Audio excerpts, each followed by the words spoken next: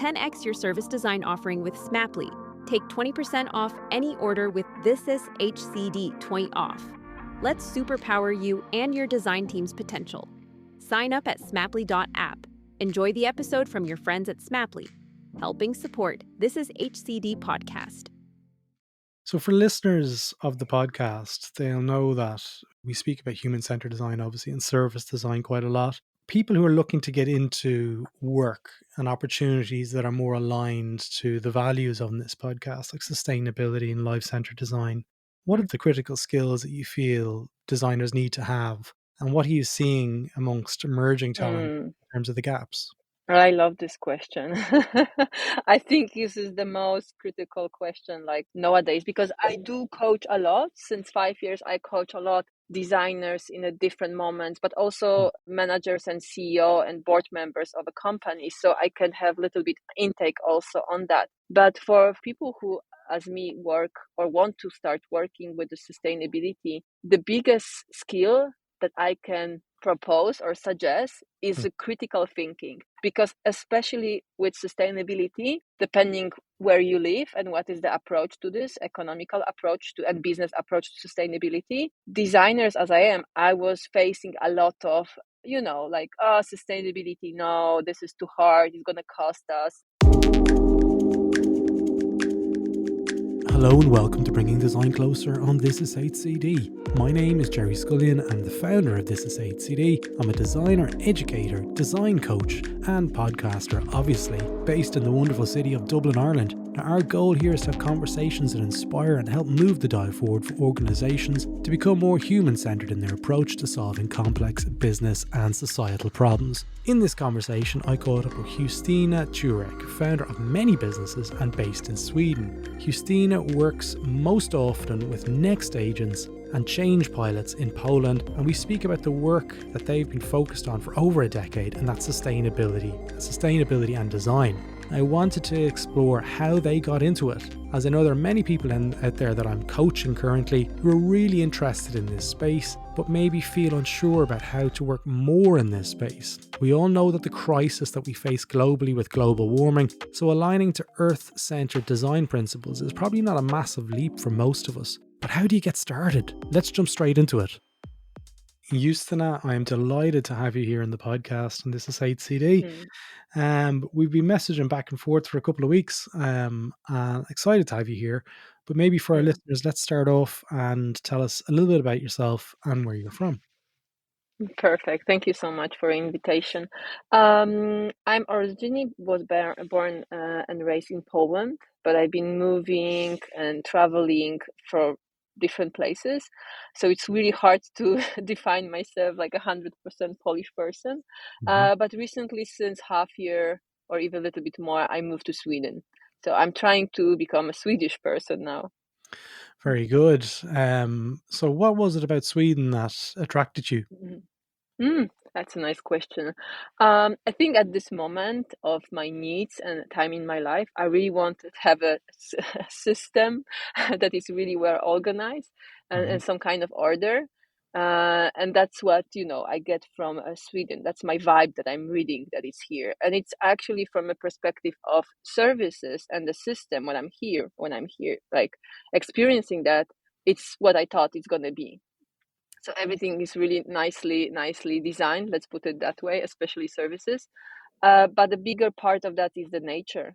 I just love snow. I just love here, like, beautiful nature. So I'm really feeling really good right now here. Very good. When you finished university in Poland, you traveled quite a bit. You went to, Paris and New York and stuff. Yeah. What were you searching for during those stages? That's a nice question. So I finished. I was studying glass design. So I was studying art. That's my profession. The other part of my life. That's my profession. But being a designer, as an artist especially, it's everything that you're pushing things from your ego. And I was quite tired of that. I wanted to change the narrative because I start kind of questioning myself, my art. Why I'm doing that, who is using that, this typical designer questions, who is on the other side of this part. So I decided just to stop everything meaning that I stopped my art career, and I decided to just travel and just to get practical knowledge about being a designer, about services, about the product, like all the process that go before you actually gonna design something. And that, Hmm. you know, this feeling gets me to Paris, to France, to be there for a little bit, for 2 years, I guess. That was something around that one. Then I moved to New York for some time, also was really close to the design scene, to like being really in the middle of the action, where Hmm. can I, really get the experience from the people who are doing that every day. So I kind of was against the knowledge, let's put it that way, like the theory. I was like, no Hmm. more theory about design. I want to do, and I want to do. It was like, IDEO, what if, like Parson. That was this really like hot spot for design. That was like 10 years ago, I guess, 11 years ago, I guess, maybe in New York. Yeah. Okay. So you mentioned there like the deep craving for the doing, for Mm, actually getting your hands mm, dirty. You've got a number of businesses that you're involved in, mm, change pilots in Poland, next agents as well. What's the sort of understanding of having so many different channels mm, for delivering work? What's driving that? mm. So for me, how my brain works the best when I have the things to keep me occupied, meaning that I have ideas, I can explore certain topics, and I can deliver them. And Mm, next, Change Pilots First, that was a company that I established with my business partner, Henrik Stavitsky. It was like 10 years ago. So it was totally different how we start the business. And now with the next agents here in Sweden, it's like kind of continuation of what we were just exploring. And mm, to be honest, like being a designer, you always overlapping projects, you always overlapping ideas, businesses, organizations that you work with. It's like ongoing work. And for me, it just keep me alive. It's keep yeah, my brain flexible, and it's keep me being up to date. So, for example, with Next Agents, we do the sustainability as innovation strategy. So we are really deep on this topic. With the yeah, change pilots, we do a lot on changes when company are going through changes, like with this moment with the product and services, are also connected with sustainability. But it's a different intensity depending on which project. So yes, you can, we can do this. You can do this as a designer, but what is really needed and important, and I'm not saying that, oh, fake it till you make it, or you're going to do this, just push it. You need to really have a good motivation and habits. And I'm quite good with I'm a sport person. So whatever I do in a sport, I have the training, like to follow up. I also have the same rules and schedule when I work.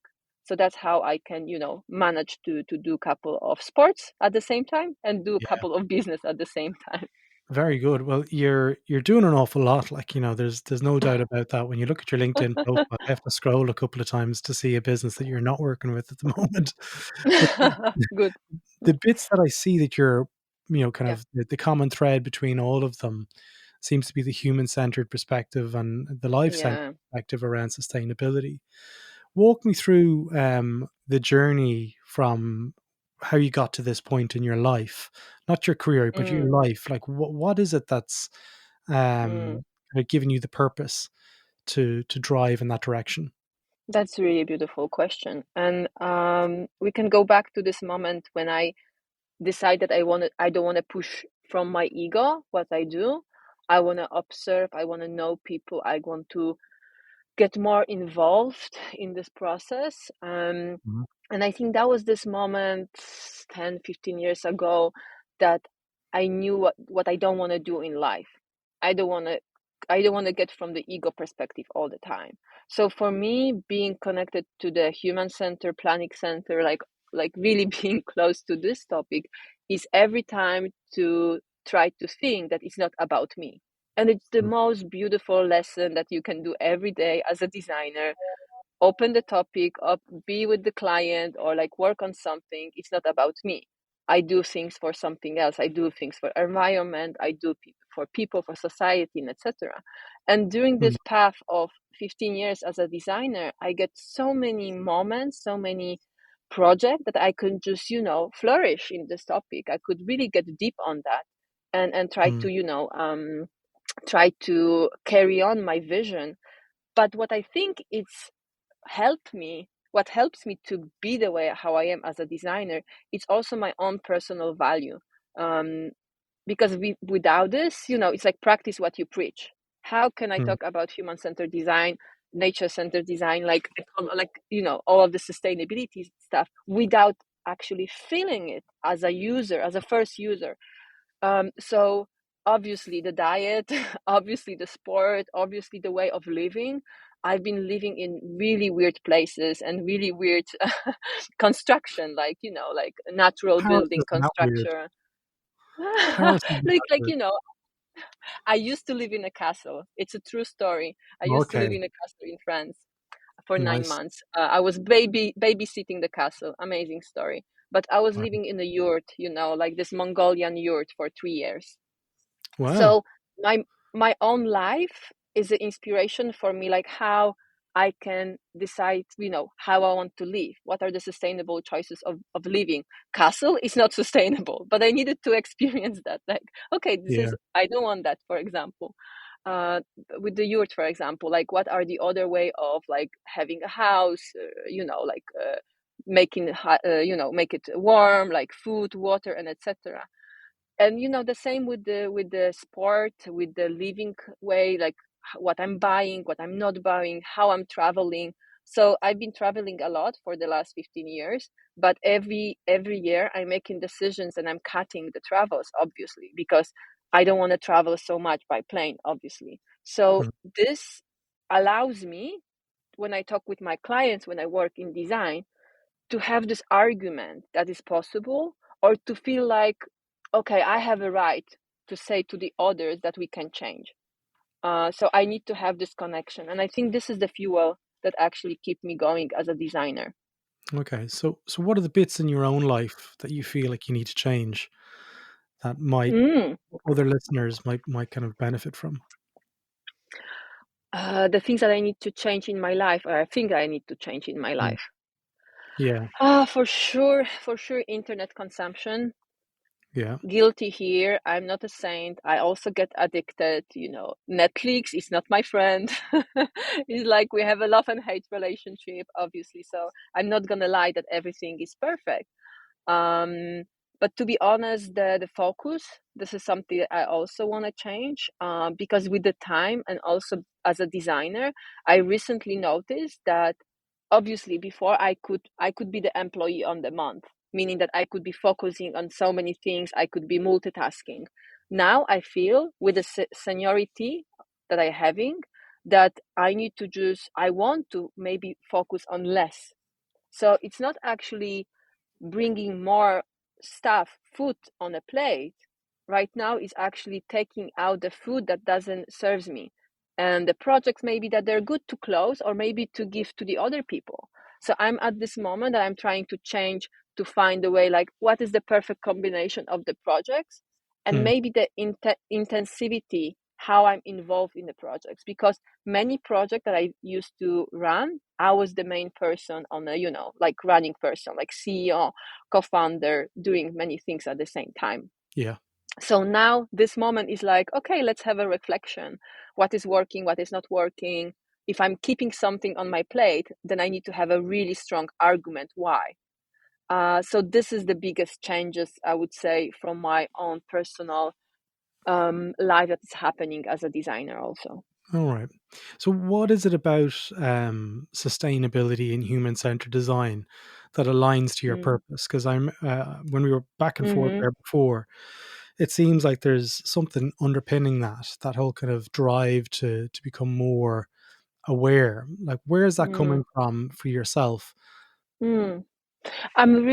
So for me, the biggest inspiration is the nature when I'm thinking about design, and Mm. especially sustainability, because there is, in my opinion, waste is a human invention, and waste doesn't exist in the nature. Yeah. So my ultimatum is always in the design, ask the question, is the waste, like what is it, this design waste or not? How can we change it? Is it actually needed? How can we look at the nature and get inspired? So to be honest, is like my sustainability intake is always about reducing, obviously, repurposing, and looking at the product, service, or concept from a totally new perspective. Like, what if this material is not existing? What if we need to change it? What if this can be a service? So I would say that my sustainability approach is on that actually a lot when I'm working. And obviously the economic aspect, social aspect, environmental aspect is the three things that are like, like the base point, starting Mm. point. Whatever, if I'm working with the client, the same. If I'm working with the other designers, the same, and etc. So um, this is the approach that I'm having, especially on sustainability. Okay. So for listeners of the podcast, they'll know that we speak about human-centered design, obviously, and service design quite a lot. Um, Mm, People who are looking to get into work and opportunities that are more aligned to the values on this podcast, like sustainability and life-centered design, what are the mhm. skills, the critical skills that you feel designers need to have? And what are you seeing amongst emerging talent Mm. in terms of the gaps? I love this question. I think this is the most critical question, like nowadays, because I do coach a lot. Since 5 years, I coach a lot designers in a different moments, but also managers and CEO and board members of a company. So I can have little bit intake also on that. But for people who, as me, work or want to start working with the sustainability, the biggest skill that I can propose or suggest is a Mhm. critical thinking, because especially with sustainability, depending where you live and what is the approach to this economical approach to and business approach to sustainability, designers as I am, I was facing a lot of like, oh, sustainability, no, this is too hard, it's going to cost us, and it's like questioning. And for my perspective as a designer, it's really hard. It's really important to have this critical, critical thinking approach. Also, to be able to question sustainability with a client, to not to take it as a granted, and not to tell a client, "Oh, this is gonna save you everything. It's gonna save you." It's not. So let's sit with the client, Yeah. let's have a critical thinking, and let's decide, like, yes, sustainability for this department, no sustainability for that. What does it mean? Because sustainability is so many Yeah. details. So is it, Multifaceted. yeah, product, service, supply chain, logistically, blah blah blah. So to be able to trust yourself and be confident with yourself, like, okay, I can switch on critical thinking on sustainability. I don't need to take it as a granted, as a beautiful utopian, and then I'm gonna, try to make my client also believe in that. Be critical. Maybe in some parts, in some industries, sustainability is not the answer yet. Maybe Mm, it's a beginning part. So I would say trust to yourself, confident to yourself, critical thinking towards sustainability, to work with sustainability. mm. I think that would be the four. Yeah, Avoiding. that would be the package. That would Do be you the have package. to become an expert in all the news items related to sustainability to be able to have those conversations with your leaders? No, no, no, no. To be honest, with this, I mean, with sustainability 10 years ago, it was easy because there was not so many. I mean, it was called differently than sustainability. Yeah, Mm, there was a different. I don't remember the term. That was a different way of talking about it. But okay, right now we have so many hyper specialization towards sustainability. But to be honest, I as a designer, you don't need to get crazy and like, oh, I need to now know how to, net zero, or like I need to calculate this one, I need to know that, etc. You don't need to, like, start really slow, really general, and try to find your niche. Like, oh, maybe it's a clean tech, then just go for it. Maybe it's a zero waste. Maybe it's a construction industry sustainability. Try to find your own niche, but you don't need to get all of the topics at the same time. I'm not the expert in all sustainability aspects, that would take so much years, and obviously there are like, details, material, resources. So try to eat a little step by step, to be honest, and the right food, like right topics on sustainability. So, can you give me an example of some of the projects that you might be involved in that you're happy to talk about, and what Mm, role did you play in those kind of projects, and what kind of mm, mm. activities did you do? Oh, that's lovely. So especially on sustainability, yeah, I'm working now more with the Scandinavic market, but the most exciting project was about supply chain. So service design, service blueprint, customer journey, and it was just so big because there was a huge project, a startup on reusing and uh, not owning the material, the plastic itself. So it was so deep that I told my team that I have been working 10 years in sustainability to do this project over limitation of my almost knowledge. When you Mm, have a final boss in a game, you playing the final boss. This project was like a final boss for me because I needed to like get to the to some spheres that I never experienced before as a designer. And it was really hard on service blueprint because there was so much elements, so many changes, so many micro things were happening there. So for me as a designer, it was like, final boss, beautiful painting, and also supporting my team because like as a founder, as a project manager, as a driving force, uh, I want to also support my team. And I've been doing that a lot, like to have this confidence, to tell them that this is the right direction. No, we need to step. We need to talk with the client. So quite often, I'm also involved and responsible for talking with the client. So playing a ping pong between my team, so they can focus and so they can work and they can do their magic, and then still to me I need to be related to every element, and then to be able to talk with the client, have a session with the client, and then go back to my team and then get it all together meeting.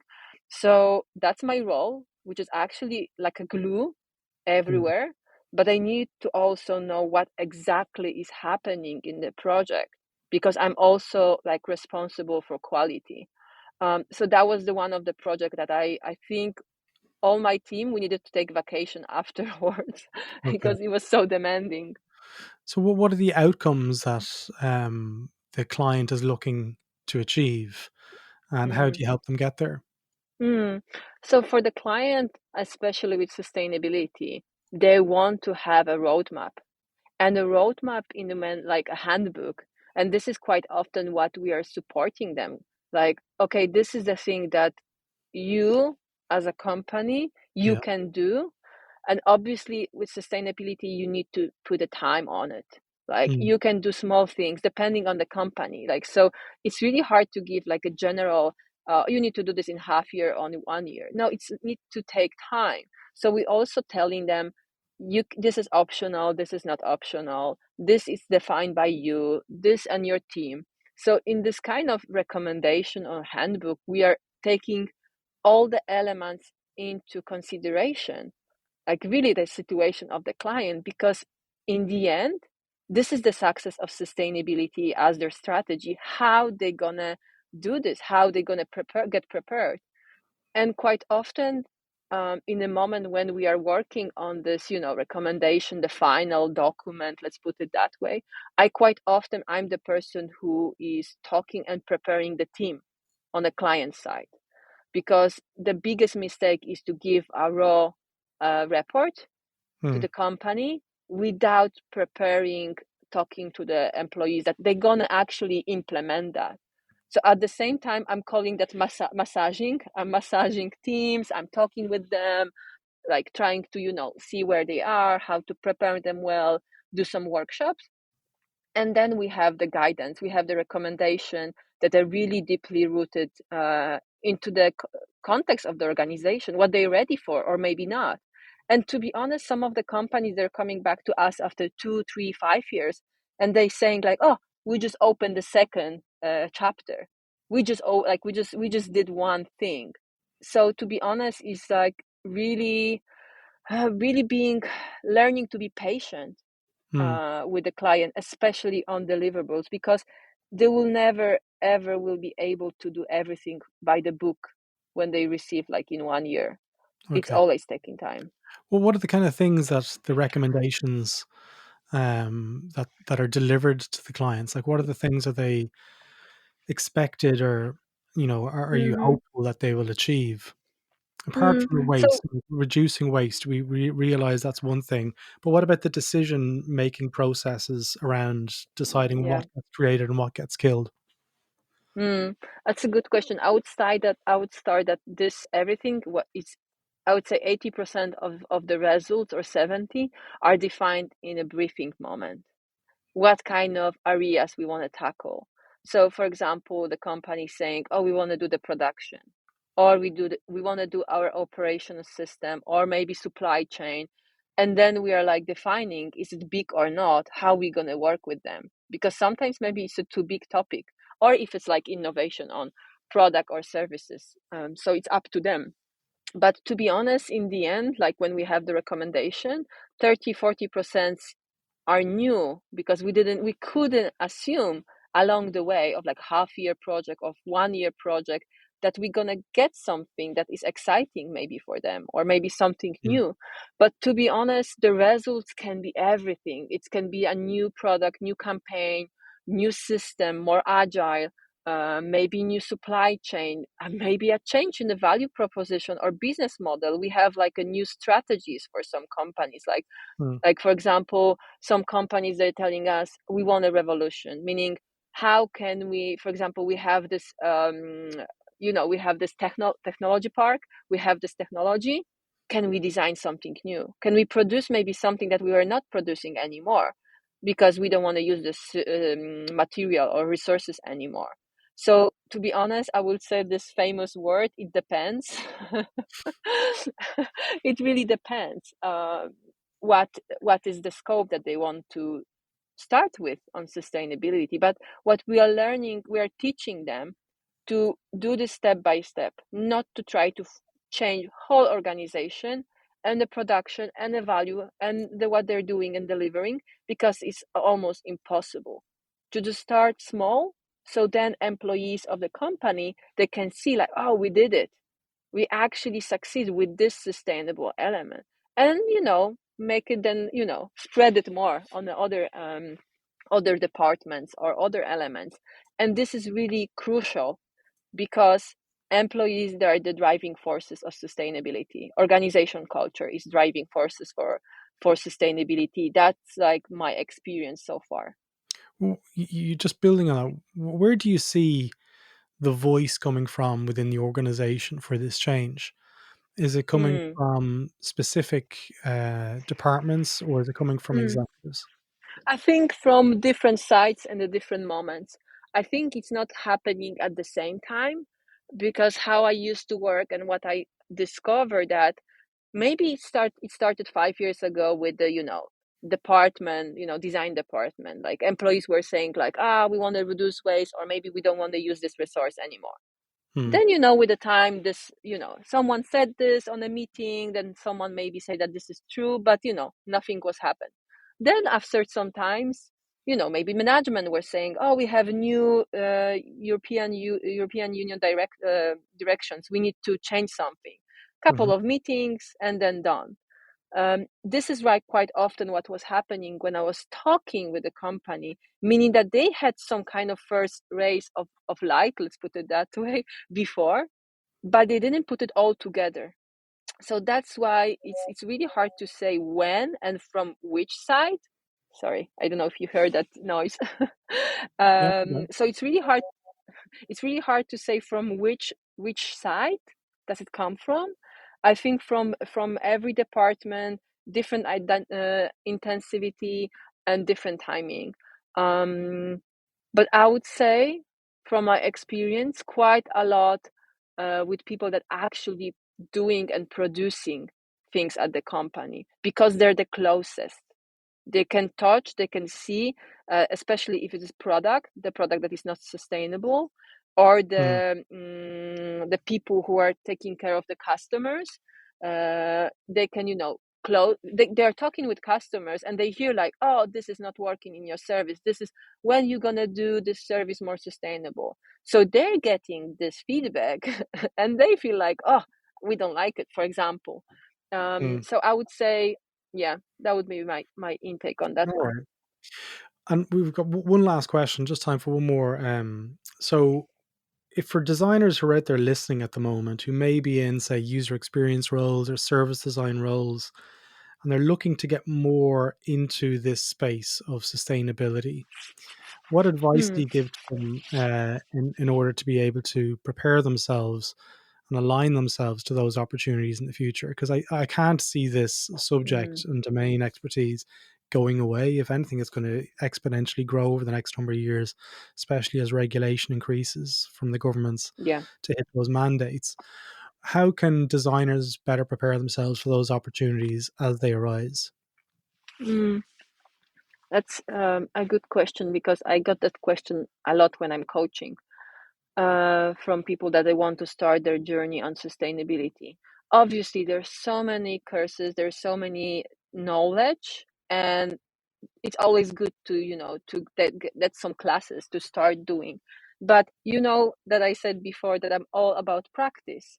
The best way is to find if someone is already doing something on this topic in your local environment. It can be organization, it can be a non-profit, it can be a design studio, whatever, or production even, yeah. Mm-hmm. And just go there and ask if you can help, or if you can do something, if you can be like a support, because that's the best way to start with sustainability. Is actually do it. You don't need to get all the courses, you don't need to get a PhD. I mean, it would be lovely to have a PhD, obviously, but before that you can just really jump immediately to practice and be surrounded maybe with people who are already working with sustainability, and be close to them. The best way is just really explore this sphere and be active and observe sustainability in a practice. I know I'm keep saying the same two words all the time, but that's how I get to sustainability. That's how I get to design. I just went to the right people, right places, right time, and I was just there helping, working, doing things, and then I get my own approach to this topic. Okay, excellent. So if people want to reach out to you and get in touch and learn more about next agents and change pilots and stuff, I'll put links to those in the show notes. But what's your preferred method for people to get in touch with you? The best way is LinkedIn, to be honest. Yeah. Everyone says LinkedIn. Yes, yes. I'm I mean, holding out for people to say MySpace. back in the days, I still remember this platform. Yeah. The best way is LinkedIn, because if it's connected to work, to my creative part, then this is the best way how we can connect, and we can exchange the ideas and collaborate, because I'm all about collaboration, because sustainability is based on collaboration and ecosystem. So how can I work? That's also another proposal for designers, how to work with sustainability. It's all about networking, exchange, collaboration. So that's a good start. Awesome. Listen, thank you so much for your time. It was absolutely brilliant to speak with you. I know you've taken time out of your day. Thank you. The same. It was really wonderful to talk with you, Gerry, today. And there you go, folks. I hope you enjoyed that episode. And if you enjoyed it and want to listen to more, why not visit thisishcd.com, where you can learn more about what we're up to and also explore our courses whilst you're there. Thanks again for listening.